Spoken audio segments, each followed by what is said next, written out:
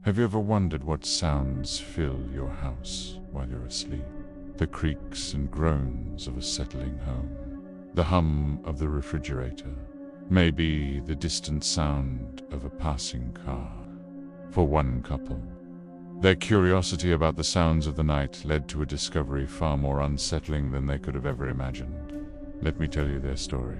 This couple, let's call them Mark and Sarah, owned a beautiful, rustic cabin nestled by the edge of a serene lake. It was their escape from the hustle of city life, a place where they could reconnect with nature.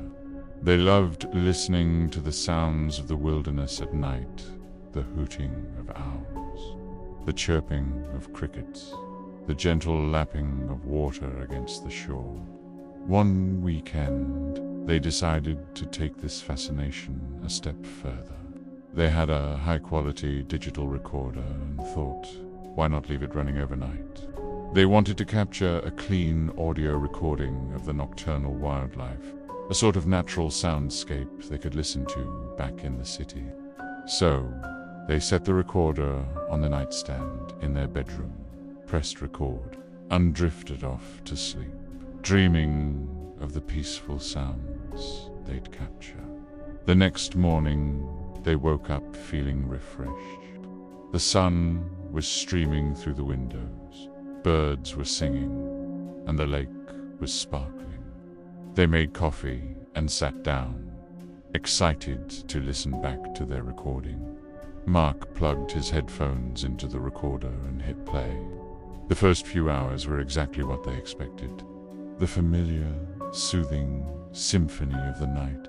Crickets, a gentle breeze rustling the leaves, the distant call of a loon across the water.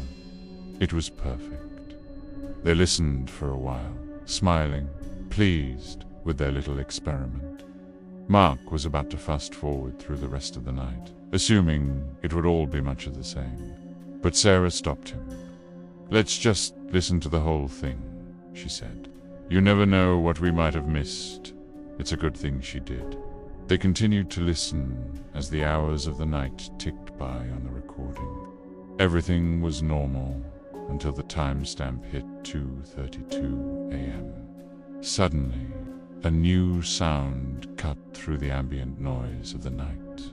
It was distinct, unmistakable, and close. Thump, thump. It was the sound of footsteps, heavy footsteps, walking slowly across the wooden floor of their cabin. Mark and Sarah looked at each other, their eyes wide. Their bedroom was on the second floor. These footsteps sounded like they were coming from the living room, directly below them. They both knew they had been the only two people in the house. They had locked the doors and windows before going to bed, just as they always did. As they sat there, frozen, listening to the recording, the footsteps stopped. A dead silence hung in the air for a few seconds. A silence that was somehow more terrifying than the footsteps themselves. And then another sound. A long, grating scrape. It was the sound of a heavy piece of furniture being dragged across the wooden floor. Specifically, it sounded exactly like one of the heavy oak dining chairs being pulled away from the table. The sound was slow and deliberate, lasting for about 5 agonizing seconds before it stopped with a soft thud. After that, nothing. The recording went back to the peaceful sounds of the crickets and the breeze, as if nothing had happened. The rest of the night's audio was completely normal. Mark and Sarah just stared at each other, the color drained from their faces. They hadn't heard a thing during the night. They had slept soundly, completely oblivious to the activity happening just one floor below them. They immediately went downstairs to the living room. Everything looked normal. The doors and windows were still locked from the inside. Nothing was out of place. Nothing was broken. But then they looked at the dining table. 4 heavy oak chairs were tucked neatly under it, just as they had left them. But a fifth chair, one that usually sat against the far wall, was now pulled out, sitting awkwardly in the middle of the room. A chill ran down their spines. The audio recording was the only proof of what had happened. Someone, or something, had been inside their locked cabin at 2:32 in the morning, moving their furniture while they slept peacefully upstairs.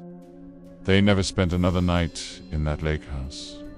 They sold it a few months later, unable to shake the feeling of being watched, unable to forget the sounds captured on that recording. It just goes to show, sometimes it's better not to know what goes bump in the night. What do you think was walking around their cabin? Let me know your theories in the comments below. Thanks for watching, and if you enjoyed this story, be sure to subscribe for more. Stay safe out there.